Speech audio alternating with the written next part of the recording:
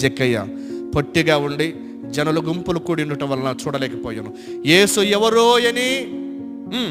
ఎవరో అని చూడగోరని కానీ జనములు బహుజన సమూహములు గుంపు కూడి ఉన్నందున ఆయన చూడలేకపోయాను. ఎవరు ఆయన అంటే జక్కయ్యను ఎరిగి జక్కయ్య కొరకు వచ్చిన వ్యక్తి.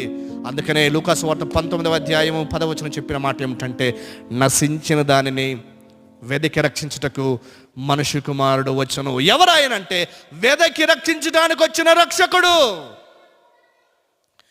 ఎవరు ఆయన అంటే నీ జీవితాన్ని నా జీవితాన్ని వెదకి వెదకి వెదకి రక్షించడానికి వచ్చిన రక్షకుడు. ప్రేణేస్తాం, ఈయన నీవు చేర్చుకున్నావా? ఈయన నీవు కలిగి ఉన్నావా? నేను ముగిస్తూ ఉన్నా. ఎవరో అని పట్టణం కలవరపడింది. ఎవరు ఆయన? సాత్వికుడైన రాజు. 3 విషయాలు గుర్తు చేస్తారు. సాత్వికుడైన రాజు ఎవరు ఆయన?